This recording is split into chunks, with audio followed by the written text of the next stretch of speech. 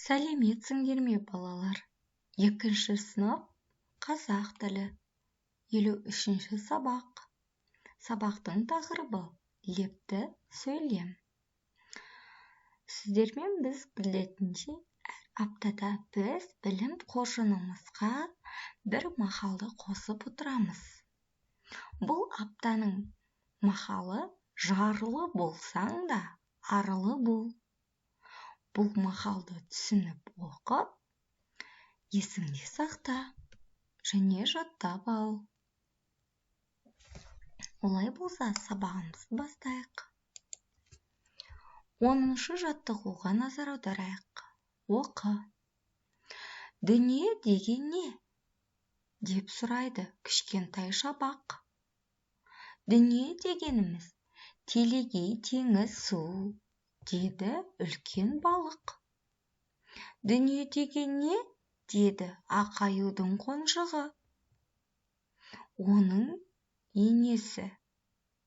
Дүние деп біраз ойланды да, ол мұзды таулары мен мұз алаңы, оның астындағы су, деді. Дүние деген не? Деп сұрады кішкентай бота. Дүние деген көп құм, аздаған саз және аздаған шөп, тәтті тікен, деп жауап берді түйе. Алақай, дүние дегеннің не екенін енді білдім. Ал балалар, бұл туралы сендер не білесіңдер? Бұл мәтін бізде Балбұлақ журналынан алынған екен. Мәтін не туралы? Мәтінге ат қой. Бұл мәтін әрине дүниенің не екенін туралы. Я, балалар? Бұл мәтінге ат қояқ. Дүние немесе табиғат? Әрине, дүние. Мәтін кейіпкерлерінің тіршілік ететін ортасын анықта. Содан соң өзің қорытынды жаса. Мәтіннен сұраулы және лепті сөйлемдерді теріп жаз.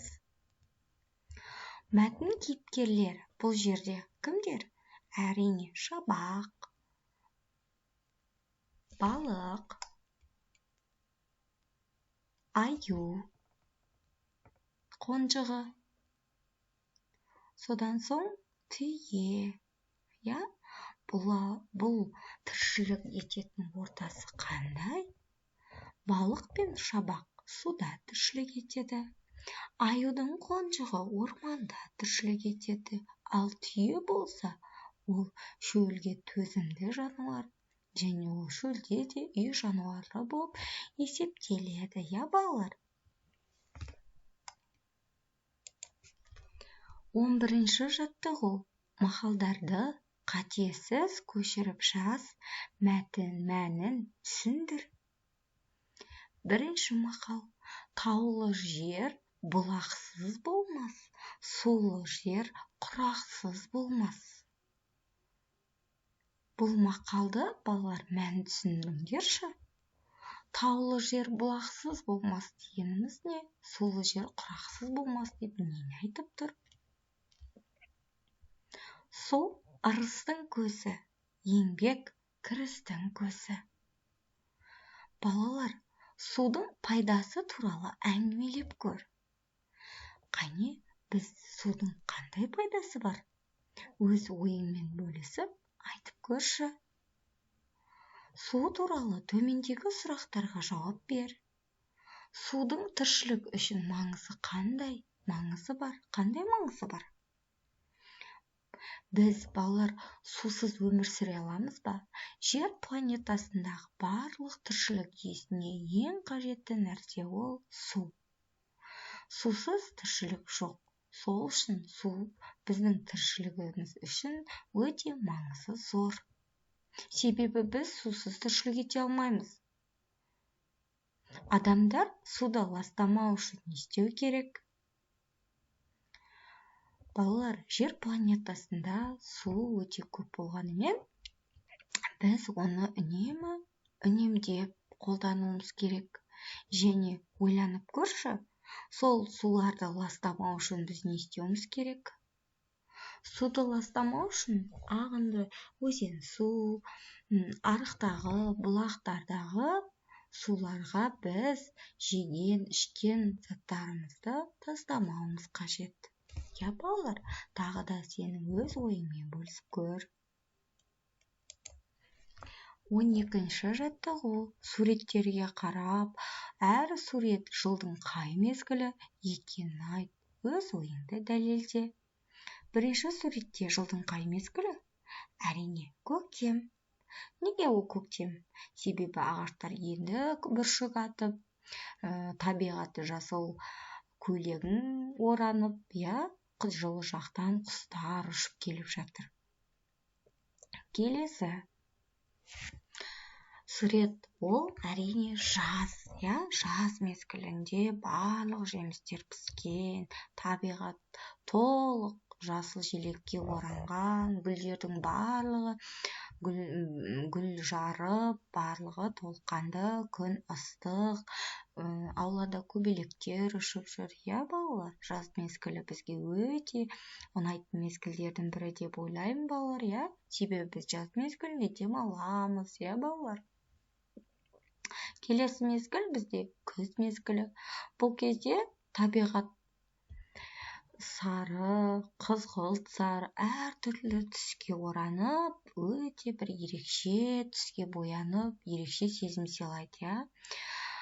Табиғат жапырақтар сарғайғаннан, барлық жемістер толыққанды пісіп, біз қысқы мезгілге дайындалып, бақшадан барлық жеміс-жидектерді теріп, сақтап, қысқа дайындаламыз. Бұл бізде күз мезгілі. Біз табиғаттағы жапырақтардың барлық жасыл желектің сарғаюынан біз оның күз мезгілі екенін аңғарамыз. Әрине, келесі мезгіл бізде қыс мезгілі. Біз оны қайдан аңғарамыз? Әрине, қыста қар жауады. Барлық табиғат ақ тонға оранады. Балалар, күн салқындап. Қалаған жыл мезгілінің суреті бойынша әңгіме құрастырып жаз, балалар. 13-ші жаттығу. Суреттерге қарап әңгімеле. Аспан көкке жұлдыздар, жерге біздің ұл-қыздар. Ғарыш деген алыс па екен, ол да бізге таныс екен. Қане, осы суреттерге қарап әңгімелеп берші.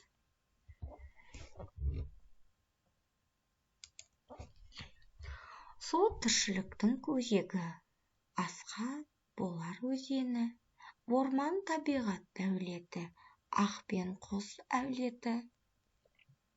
Ауа өмір нәріміз, таныстаймыз бәріміз, жел соқса гуілдеп, көтер маңай дүрілдеп. Суреттердің астындағы сөйлемдерді оқы. Сонан соң суреттерге қарап, лепті сөйлемдер құрап көр. Қане, су тіршіліктің өзегі, асқа бала болар өзені. Қалай біз лепті сөйлем құрастыруға болады? Қане, ойланып көрейік.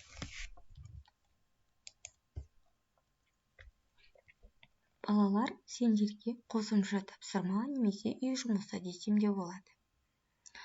Мына жерде берілген сөйлемдерді дұрыс құрастырып, қажетті тыныс белгісін қояйық. Мысалы, оқыдым, мен сабақ. Бұл жерде сөз болып тұр. Осы сөздерден сөйлем құрастырамыз.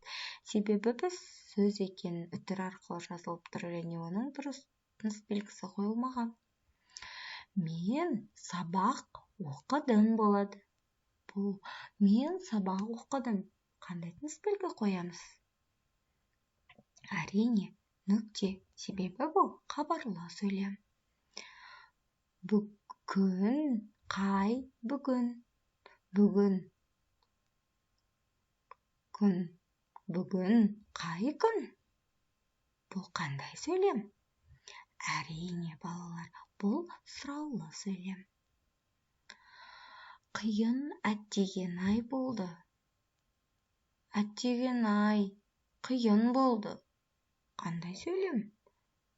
Әрине, бұл лепті сөйлем. Біздің көңіл күйімізді, мұңайғанымызды, өкінгенімізді білдіріп тұр, иә?